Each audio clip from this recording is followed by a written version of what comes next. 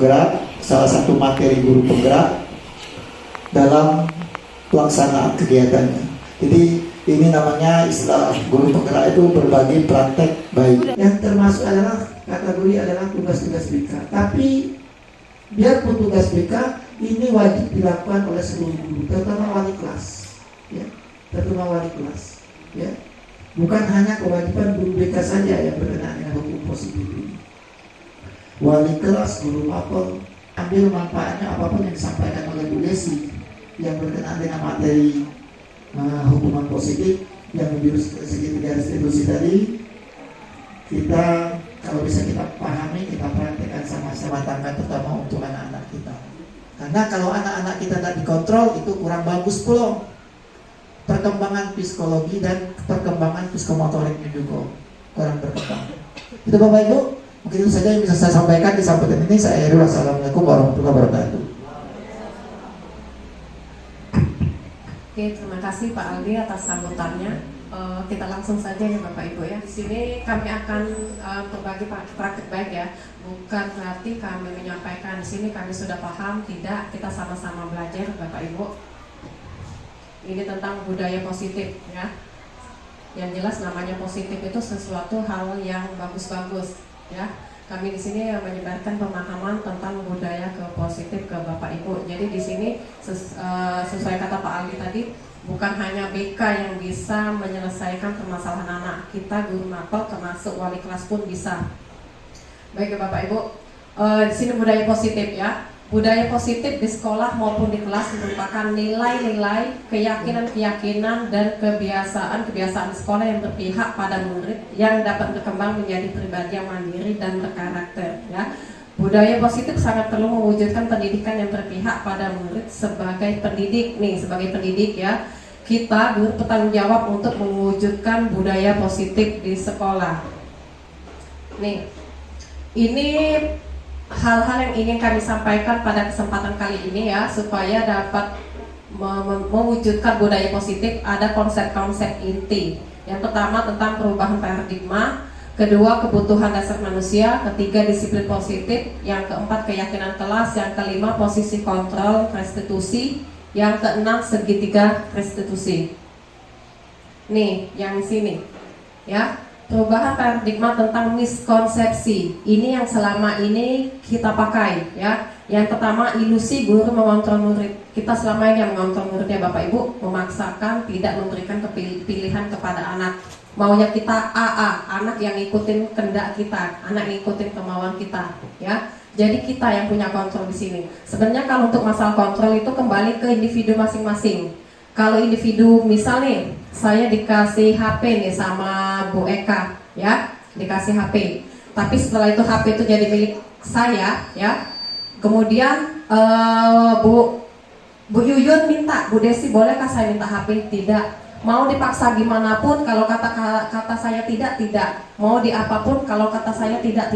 Jadi posisi kontrol itu kita yang punya kendali ya. Tapi di sini kita yang mengontrol murid, kita yang mengendalikan ya. Kemudian yang selanjutnya, miskonsepsi yang kedua yaitu ilusi bahwa penguatan positif, bujukan ya. Bujukan yang selama ini kita berikan kepada anak itu dapat efektif dan bermanfaat ya.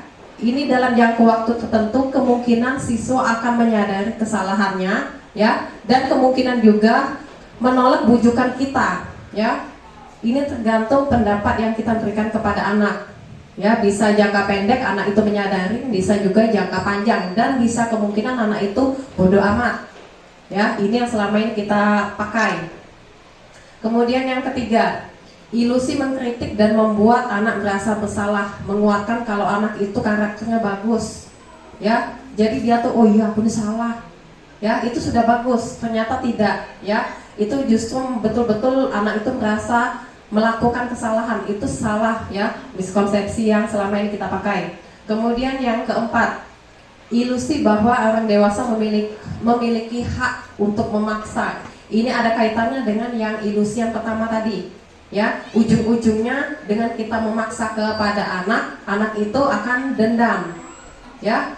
Itu akan berdampak di kemudian hari. Contohnya dengan memaksa kepada anak, nanti untuk jangka waktu panjang, untuk atau dia sampai usia dewasa, oh ibu ini dulu yang galak ini nempelin aku, oh bapak ini dulu pernah nendang aku, ya itu yang selama ini kita pakai miskonsepsi. Itu miskonsepsi yang saat ini atau selama ini kita pakai.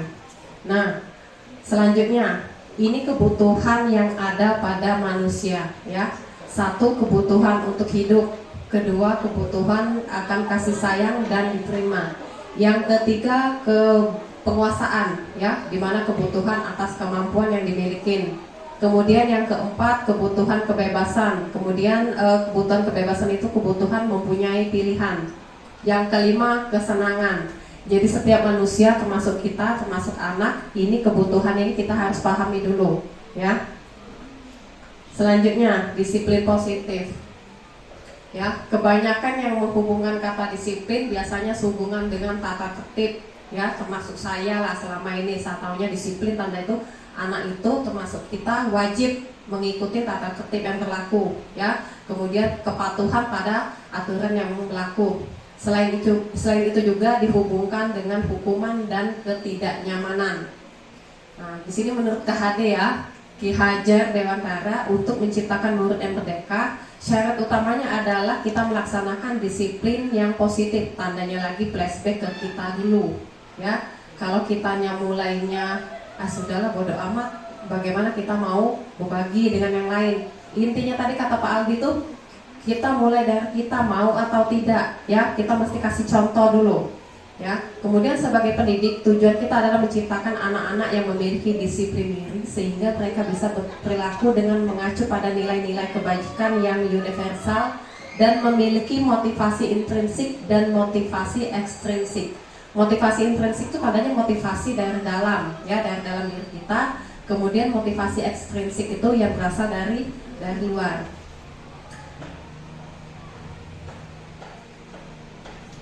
Nih, dalam rangka menciptakan disiplin positif, salah satu strategi yang kita tinjau kembali adalah penerapan disiplin sekolah kita, ya. Apakah disiplin yang setelah kita lakukan selama ini sudah efektif atau belum, ya. Kemudian apakah perlu ditinjau kembali dan lain-lain, ya. Jadi tandanya kembali lagi untuk menerapkan disiplin positif tadi, kita kembali ke diri kita dulu, ya. Kalau diri kita merasa kita sudah oke, sudah yes, tandanya kita mesti meninjau kembali, ya, tata tertib yang sudah berlaku selama ini.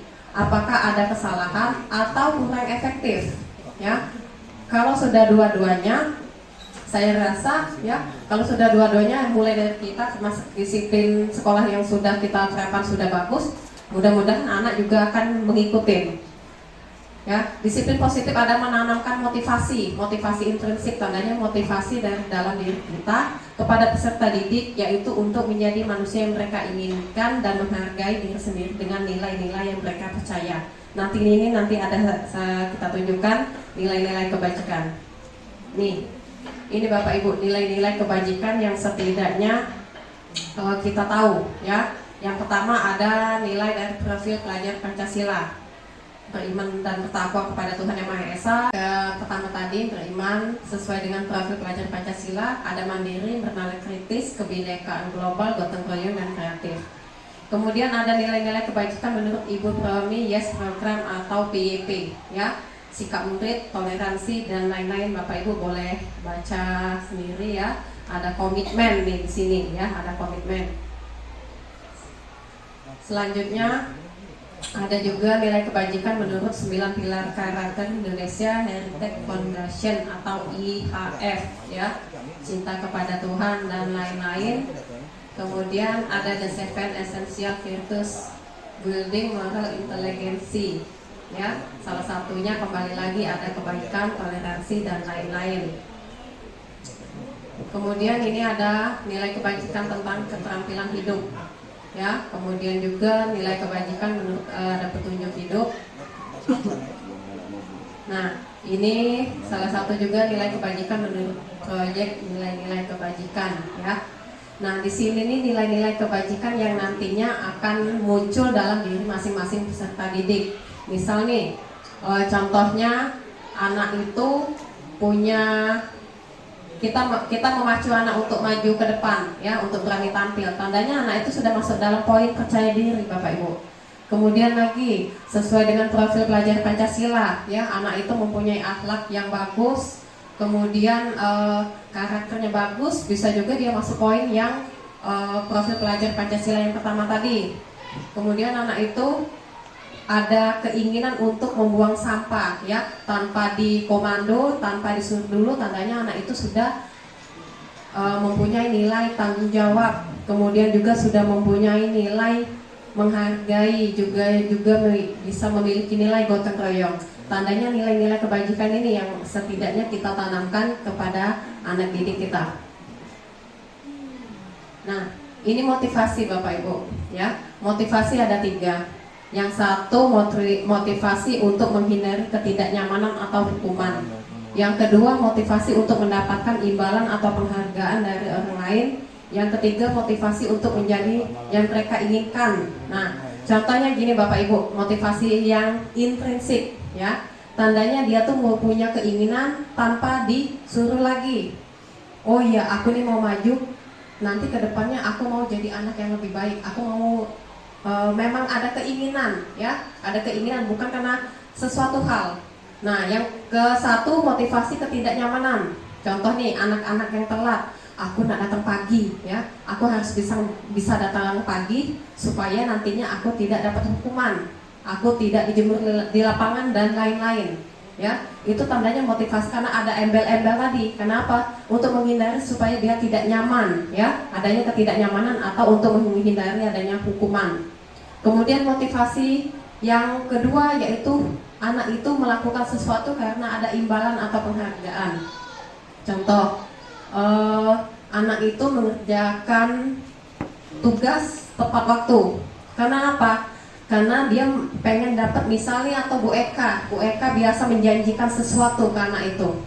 Nanti siapa yang ngumpul duluan atau yang ngumpul tepat waktu, Ibu kasih coklat. Nah, jadi anak itu bujuk-bujuk, ya, punya keinginan mengumpulkan dengan cepat karena ada apa? Karena imbalan tadi berupa coklat tadi, ya. Nah, kemudian yang ketiga, yang ini yang akan kita tanamkan pada anak-anak didik kita sehubungan dengan yang namanya disiplin positif, ya. Poin yang ketiga, motivasi yang ketiga, tandanya anak itu tuh melakukan sesuatu memang dari adanya kemauan dia, bukan karena adanya imbalan, bukan karena adanya hukuman. Jadi memang mau datang pagi, mau melakukan sesuatu, mau buang sampah, memang dia yang punya inisiatif, gitu.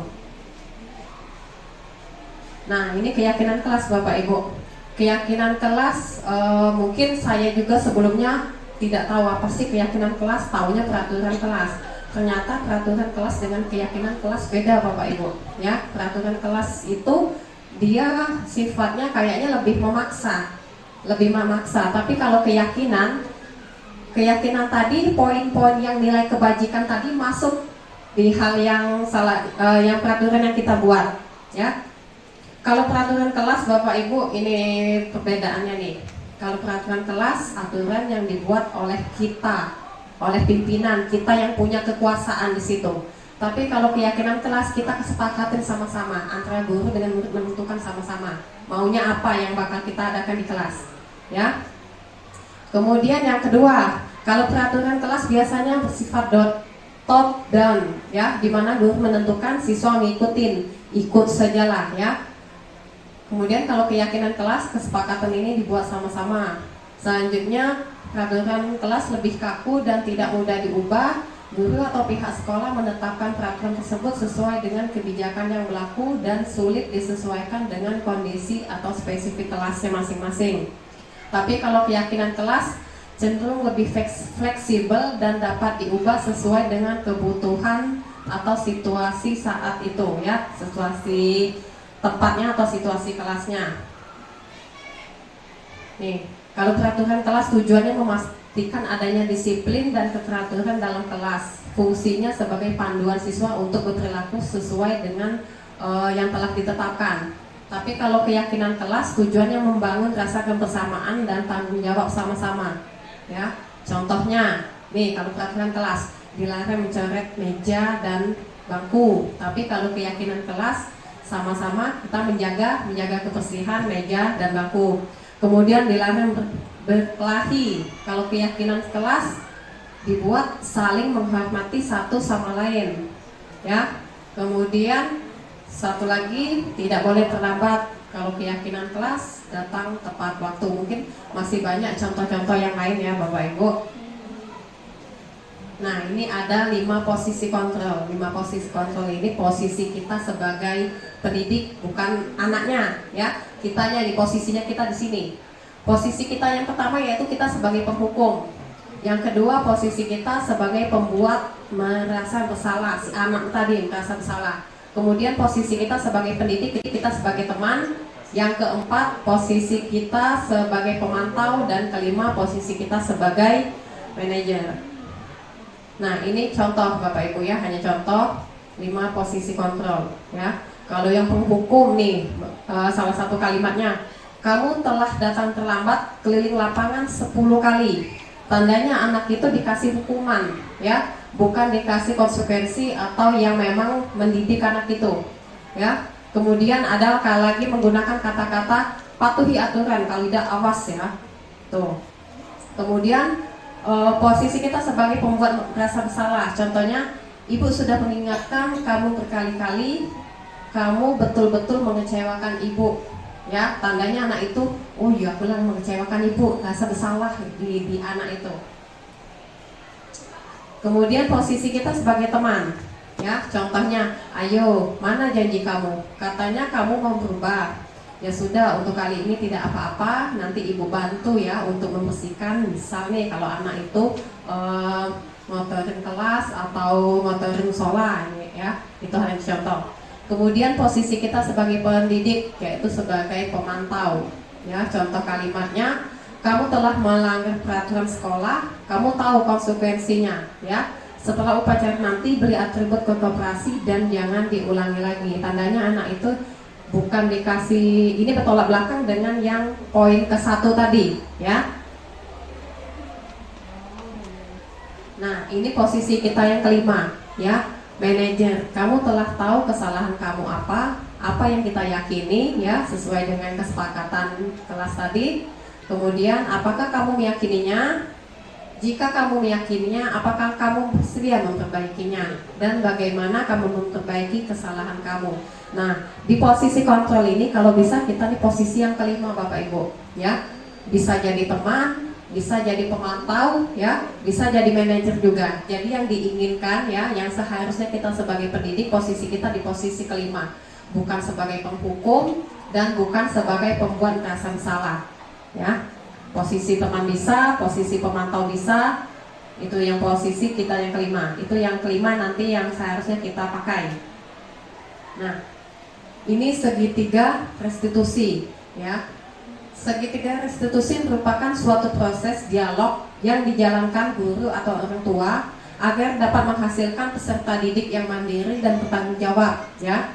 Di mana segitiga restitusi ini proses menciptakan kondisi bagi murid untuk memperbaiki kesalahannya sehingga karakter mereka lebih kuat ketika kembali kepada kelompoknya ya.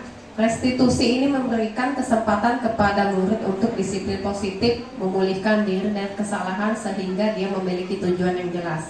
Ini yang bakal kita laksanakan. Jadi kembali lagi, untuk menghadapi anak-anak yang bermasalah itu kita tidak sepenuhnya kita limpahkan ke BK ya. Guru mapel bisa menyelesaikannya, guru wali kelas juga bisa menyelesaikannya, tanpa semuanya kita limpahkan ke BK ya. Ini posisi segitiga restitusi. Ada 3 hal yang akan kita lakukan kalau kita sebagai penyelesai masalah ya. Yang ke-1, kita menstabilkan identitas. Kemudian yang kedua, validasi tindakan yang salah. Yang ketiga, menanyakan keyakinan. 3 ini mesti ini Bapak Ibu, mesti sinkron ya. Jadi ujungnya nanti kita tidak ngejudge anak kalau anak itu memang betul-betul melakukan kesalahan. Nih, menstabilkan identitas ya. Otak di mana anak ini berpikirnya tidak rasional ya. Makanya dia melakukan kesalahan.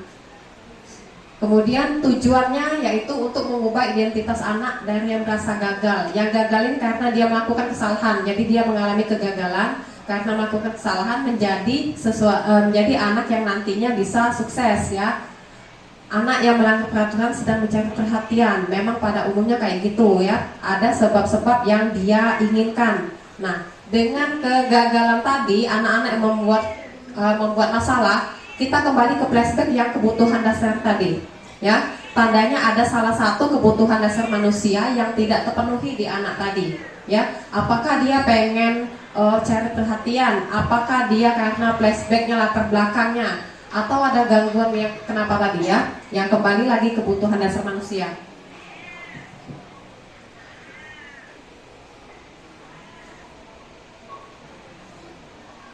Nah, yang ini Bapak Ibu, ya, anak-anak yang melakukan kesalahan tadi kita flashbacknya ke sini. Ada salah satu poin ini yang tidak dia dapatkan, makanya dia bikin masalah. Apakah dia pengen mendapatkan kebahagiaan? Misalnya, contohnya kayak salah satu anak kita Hendra ya, mungkin dia mencari perhatian, dia butuh kasih sayang. Di sisi lain dia pengen senang-senang, mungkin di rumahnya dia tidak mempunyai kesenangan, makanya dia mengganggu teman-temannya untuk mencari sesuatu yang dia, dengan kayak gini, dengan jalan ini aku happy ya, aku senang gitu. Atau juga dia melakukan sesuatu pengen diakui, aku ini hebat loh ya, siapa sih aku ya, siapa yang tidak kenal dengan aku. Mungkin juga flashback ke orang tuanya, mungkin orang tuanya terpandang. Itu tadi dia masuk ke poin 3. Saya rasa mungkin Bapak Ibu atau yang lain bisa menilai si Hendra itu masuk poin yang mana ini. Dikatakan dia mencari kesenangan, iya ya. Dikatakan dia butuh kasih sayang dan diterima, iya. Kemudian kalau untuk kebutuhan hidup, ekonominya uang loh ya, di atas ya. Anak bisa dikatakan anak yang sangat mampu. Kemudian dia juga bisa dikatakan masuk kebutuhan penguasaan, dia pengen diakui ya, kalau memang dia tuh hebat, yang sampai katanya dia punya bodyguard ya Bapak Ibu. Nah ya, itu hanya beberapa contoh ya Bapak Ibu, tandanya anak-anak melakukan kesalahan tadi. Ada poin-poin yang memang kebutuhannya dia tidak dapat di rumah, makanya dia melakukannya di sekolah.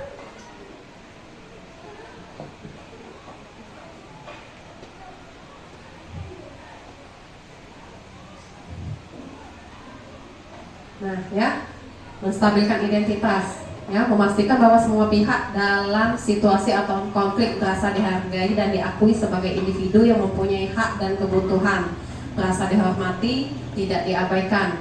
Ini juga bisa melibatkan dengan kita mendengarkan empati, dengan memahami perspektif masing-masing dan mengakui perasaan serta pengalaman mereka.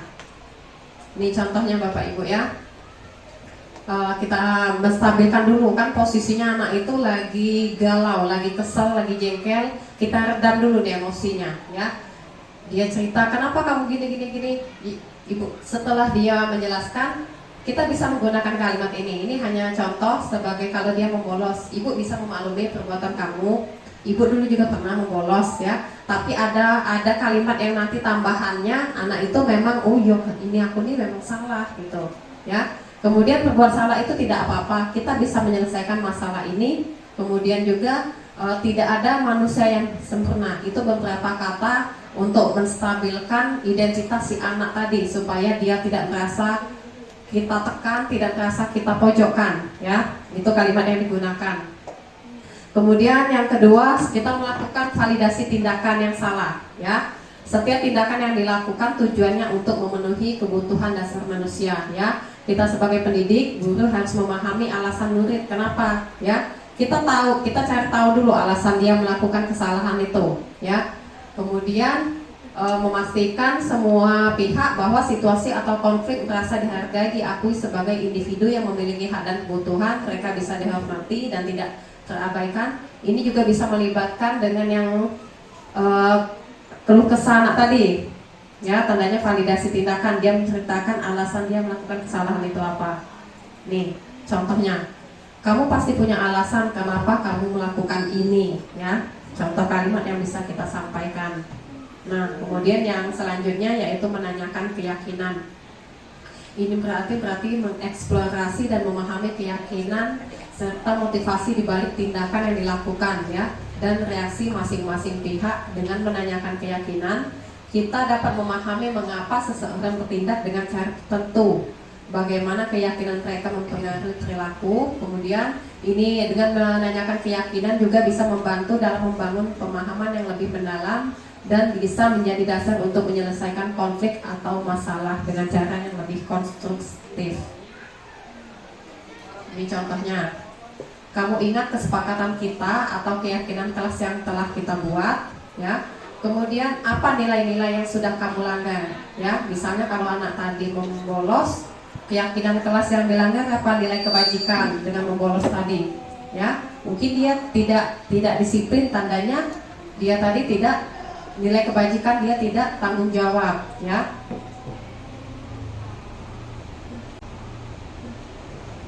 Ini ada satu contoh kasus,